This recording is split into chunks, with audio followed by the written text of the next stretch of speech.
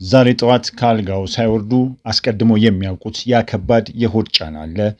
ውሃ ጠጥተዋል፣ ፋይበር በልተዋል፣ የሐኪሞን ምክር በሙሉ ፈጽመዋል። ነገር ግን አንድ ያልተነገሩት እውነት አለ።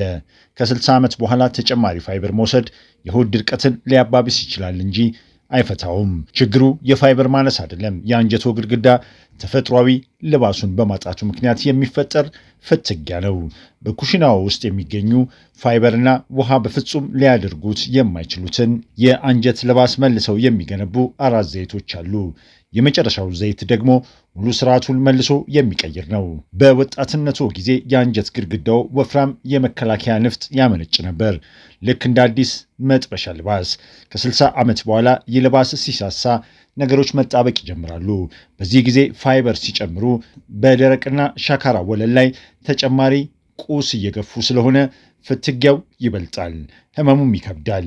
የምግብ ኢንዱስትሪው ከ50 ዓመታት በፊት ተፈጥሯዊ ዘይቶችን ባልተጣሩ ባዶ ዘይቶች ሲተካ አንጀቶ ራሱን የሚጠግንበት ነዳጅ አጣ።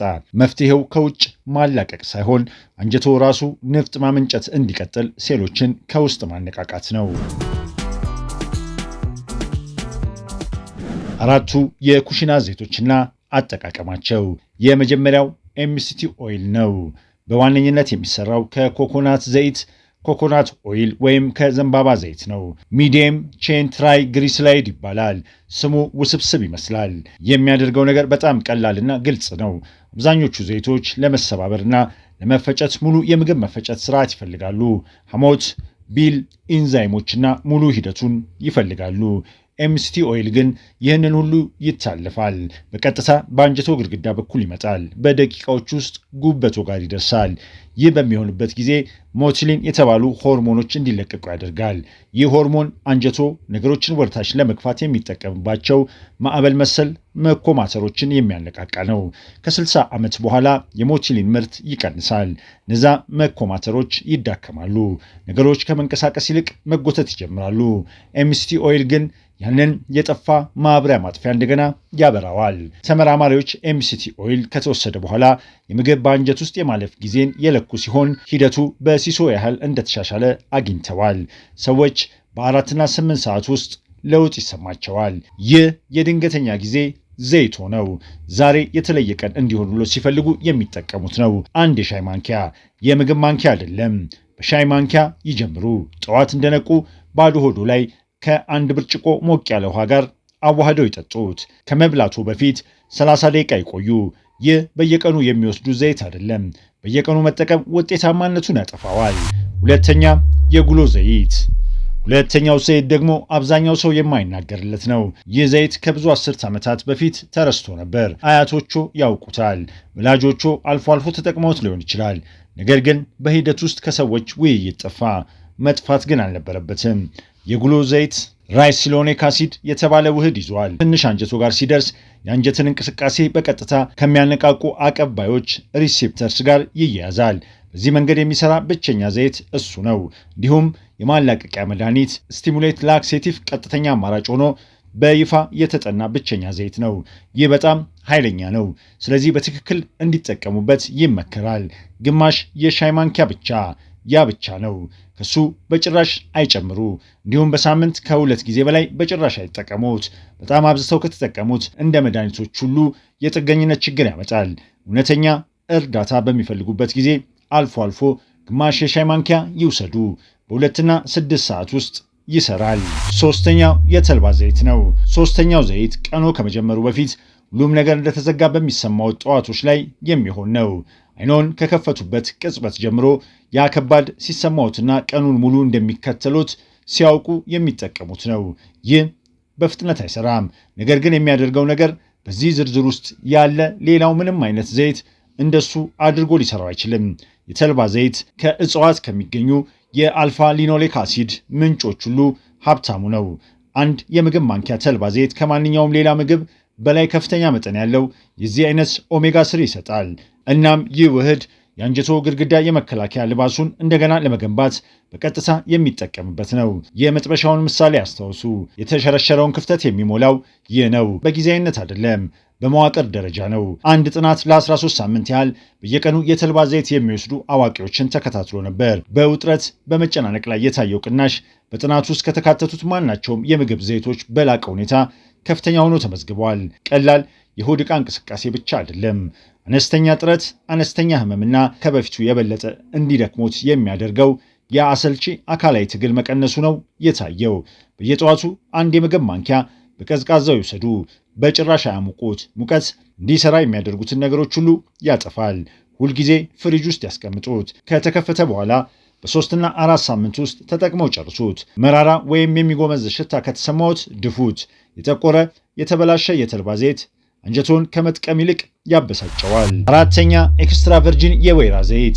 አሁን ለሚቀጥለው ዘይት ልዩ ትኩረት እንድትሰጡት እፈልጋለሁ። ምክንያቱም እስካሁን ያያችኋቸው ሁሉ ነገሮች እንዲንቀሳቀሱ የሚረዱ ናቸው።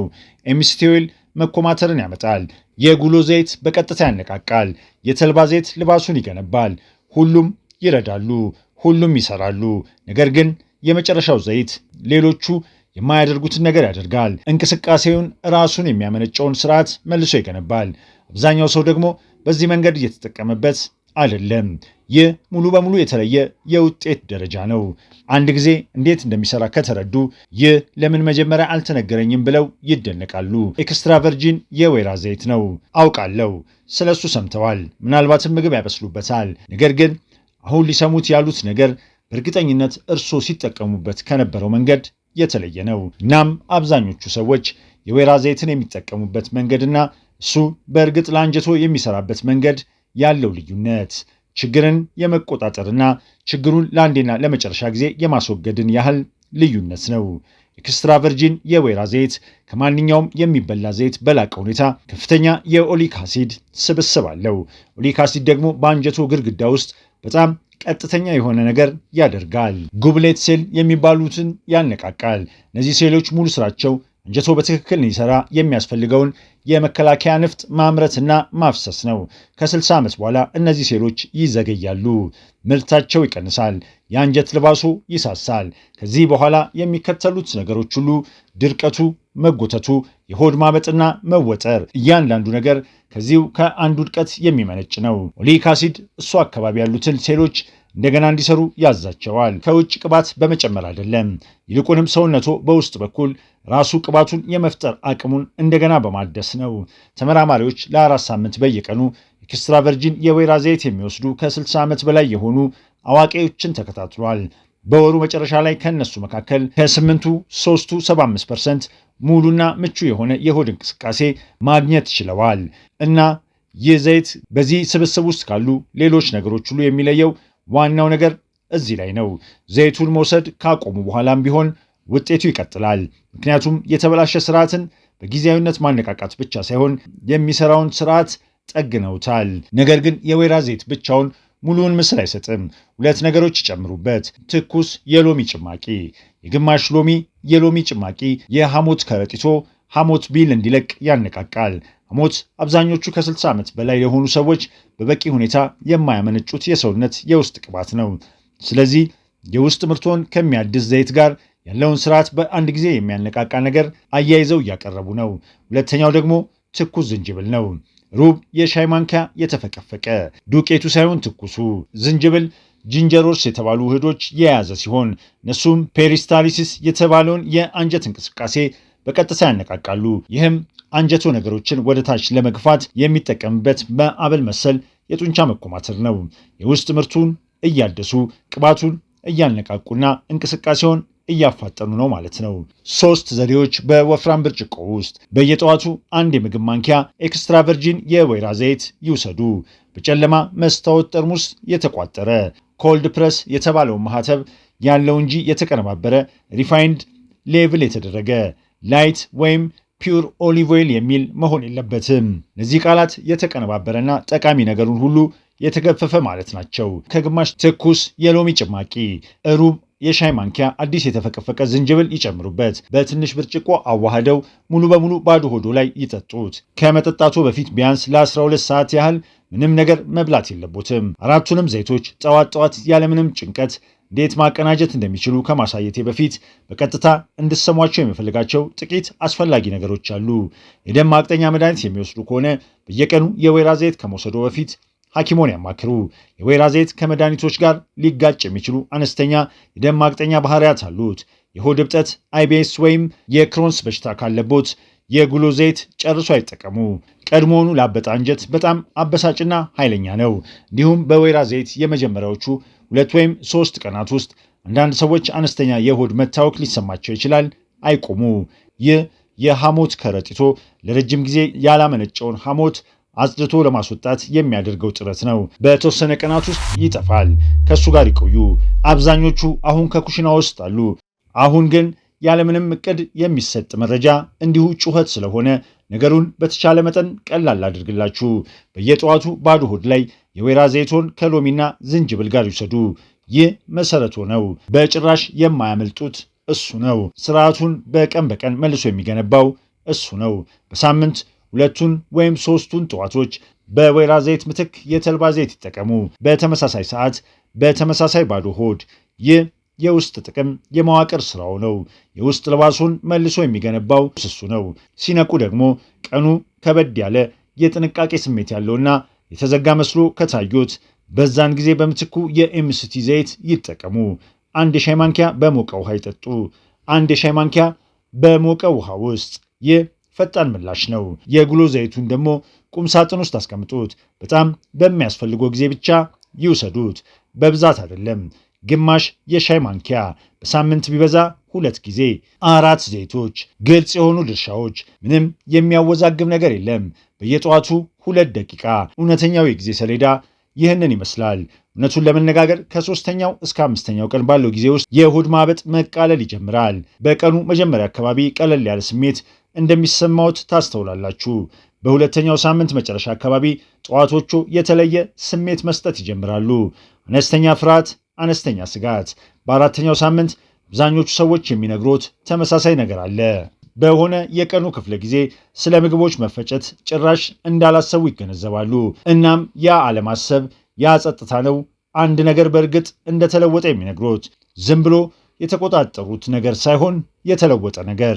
ለብዙ አስርት ዓመታት የምግብ መፈጨት መቀነስ የእርጅና አካል እንደሆነ ይነገሮት ነበር። ዝም ብለው ማስተናገድ እንዳለቦት ማድረግ የሚችሉት ትልቅ ነገር ቢኖር ተጨማሪ ፋይበርና ውሃ መውሰድ እንደሆነና የቀረውን መቀበል እንደሆነ ይነገሮታል። ያ በጭራሽ እውነት አልነበረም። አንጀቶ መስራት ይፈልጋል። የአንጀቶ ልባስ ሊያመርት የተሰራውን ነገር ማምረት ይፈልጋል። እንዲያደርገው ግን ትክክለኛዎቹ ቁሳቁሶች ያስፈልጉታል። ለትውልዶች ያህል ሲያገኟቸው የነበሩ ቁሳቁሶች፣ በኋላ ግን በጸጥታ የእርሶን ፈቃድ ሳይጠይቁ እነዛ ቁሳቁሶች ከምግቦ ላይ ተነስተው በርካሽ ነገሮች ተተኩ። እርሶ የተበላሹ አይደሉም። ትክክለኛው መሳሪያ አልተሰጦትም ነበር። ነገ ጠዋት 1 የምግብ ማንኪያ ኤክስትራ ቨርጂን የወይራ ዘይት ከሎሚና ዝንጅብል ጋር ይውሰዱ። ባዶ ሆድ ላይ። ነገሩ የሚጀምረው ከዚህ ነው። ከመጨረሴ በፊት አንድ ነገር ልጠይቆት። ባለፈው ጊዜ ይህንን ጉዳይ ሲያነሱ ሐኪሞ ምን አሉት? አስተያየት መስጫ ውስጥ አስቀምጡልኝ። ያንዳንዱን አስተያየት አነባለሁ። ቪዲዮ ጠቃሚ ሆኖ ካገኛችሁት ላይክ ማድረጋችሁንና ለምትወዳቸው ሰዎች ሼር ማድረጋችሁን አትርሱ። ለቻናላችን አዲስ ከሆናችሁ ደግሞ ሰብስክራይብ በማድረግ የደወል ምልክቷን ይጫኑ።